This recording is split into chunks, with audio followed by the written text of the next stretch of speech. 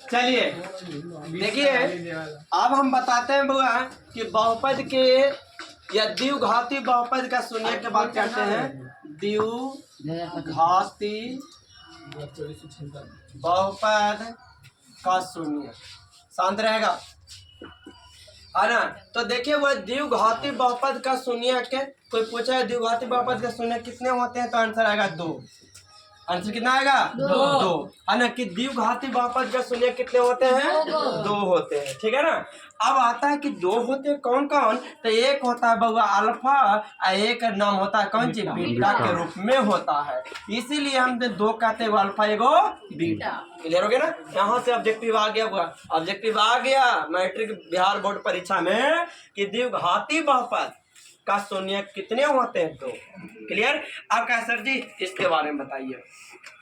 देखिए हुआ अब 2 होता है ना, तो इसको किस रूप में हम लिखते हैं, जो ध्यान से सुनेगा कि द्विघाती बहुपद का स्टैंडर्ड फार्मूला तो सब जानवे कर रहा है, ax² plus bx plus c, है ना। अब इसका शून्य की ज्ञात करेगा है तो बराबर कौन सी करेंगे? 0। यहाँ से एगो अल्फा एगो बीटा के मान आता है, तो कहता सर जी कैसे ज्ञात करेंगे, तो उसके लिए बउआ हम बात करते हैं कि अल्फा और बीटा के मान ज्ञात करना है, तो शून्यकों का योग और शून्यकों का गुणनफल करके हम बताएंगे। और गुणनखंड हमने एक वीडियो बना रखा है ना, वो वीडियो जाके देख लेना कि किसी भी द्विघात बहुपद का, है ना, गुणनखंड हम कैसे ज्ञात करते हैं, शून्य कैसे ज्ञात करते हैं। अब यहाँ पर हम बात कर रहे हैं कि द्विघात बहुपद का 2 शून्यक है और दोनों शून्यकों का योग और गुणनफल की बात करते हैं, ठीक है। तो बताओ द्विघात बहुपद के शून्यक जान गया कि 2 होते हैं, ठीक है। तो लिख देते हैं पहला में कि क्या बोलता है, द्विघात बहुपदों के शून्यकों का योग, द्विघात बहुपद के शून्यकों का योग। ध्यान से सुनेगा, है ना, कि द्विघात बहुपद है और उसका शून्य का योग। अब पहले से जान चुके हैं कि द्विघात के बहुपद के शून्य कितने होते हैं?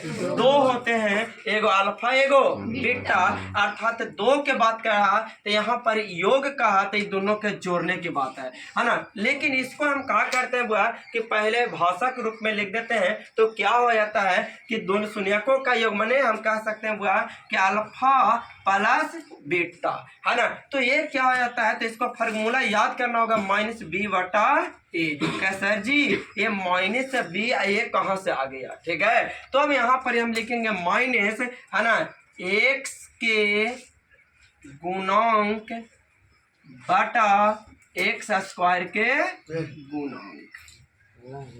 ध्यान से सुनो कि द्विघात बहुपद के शून्यकों का योग, कोई पूछेगा कि द्विघात बहुपदों का शून्यकों का योग का फार्मूला क्या होता है, तो -x के गुणांक बटा x² के गुणांक। अब तुम लोग के यहाँ से प्रश्न आएगा कि सर एक कहाँ से आ गया x², तो देखिए वह द्विघात बहुपद के बताइए आप स्टैंडर्ड फार्मूला क्या होता है, तो ax² plus bx plus c होता है ना। आप ही बताइए कि यहाँ पर कह रहा है माइनस, तो माइनस दे देंगे और x के गुणांक कह रहा है, सोचो हुआ x के गुणांक कह रहा है, तेरे में x किधर है हुआ, x² है ये ना है, तो x के गुणांक कितना गुणक रूप में मतलब b है, तो b लिख देंगे। पहले माइनस से लिखा था फिर b लिख देंगे बटा, बताओ कुछ का x² के गुणांक, तेरा में देखेंगे x² किधर है, यह है तो a है, तो यहाँ a लिख दिया। अब देखिए तो यहाँ लिखा हुआ है कि नहीं है, -b/a, अर्थात शून्यकों का योग, शून्यक 2 है इसीलिए दोनों का योग कर दिए, तो ये फार्मूला हो गया, ठीक है। अब आता है आगे बहुआ, ये ध्यान से सुनेगा कि शून्यकों का गुणनफल, ये तो योग हुआ, अब गुणनफल तो लिख देते हैं द्विघात बहुपद के शून्यकों का गुणनफल, ठीक है। अब ध्यान से सुनिएगा गुणनफल, अब गुणा के बात करते हैं तो एगो अल्फा और एगो बीटा गुणा कर देते हैं तो डॉट में चल जाता है ना। अब इसको होता है c/a। अब कहाँ से आए c/a, क्योंकि वह भाषा में यदि हम इसको फार्मूला बताते हैं तो होता है आचर पद बटा x² के गुणांक, एक्स स्क्वायर के गुणक। अब कहता है सर कैसे लिख दिए, तो देखिए वह द्विघात बहुपद का स्टैंडर्ड फॉर्मूला क्या होता है, A x square plus B x plus C. सोचेंगे तो बताइए रम आचर पद कौन है, ई तो चर है, ए भी चर है, आचर पद सी है कि नहीं, तो इसीलिए आचर पद के जगह पर हमने सी लिख दिया। अब कहता है कि ठीक है सर, उसके बाद नीचे क्या एक्स स्क्वायर के गुणांक के बाबा जी, एक्स स्क्वायर इसमें यह है, इसके आगे कितना है ए है, तो इसलिए ए लिख दिया, ये फार्मूला हो गया। यहाँ पर ही खत्म हुआ। इस पर हिसाब मिलेगा कि द्विघात बहुपद के शून्य ज्ञात करना है, तो इस रूप में आएगा अल्फा प्लस बीटा बराबर यह हो गया, अल्फा इंटू बीटा बराबर यह हो गया। ये सब के सब जो हम बताएं तो द्विघात बहुपद के लिए बताएं। क्लियर हो गया ना। चलिए अब नोट कर लेंगे।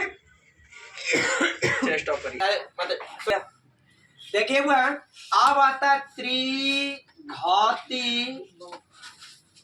बहुपद का शून्य है ना। यानी कि पढ़ाते पढ़ाते सो जाना तुम लोग, है ना। ध्यान से सुनिए हुआ त्रिघाती बहुपद का क्या हुआ शून्य। देखिए त्रिघाती बहुपद का शून्य।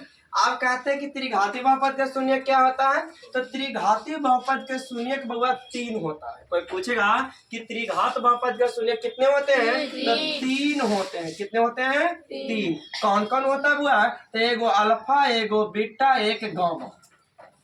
गामा कैसे देते ध्यान से सुनो, यहाँ से लाना इसी पर ले जाके ऊपर थोड़ा सा कर देना, यही गामा। नहीं तो बहुत सारा गामा अपना अपना ढंग से देते हैं, कोई दिक्कत नहीं है। अच्छा अब देखिए तो कहता है त्रिघाती बहुपद का शून्य क्या हुआ है, तो त्रिघाती बहुपद का शून्य 3 होते हैं, अल्फा बीटा और कौन सी गामा। क्लियर हो गया ना।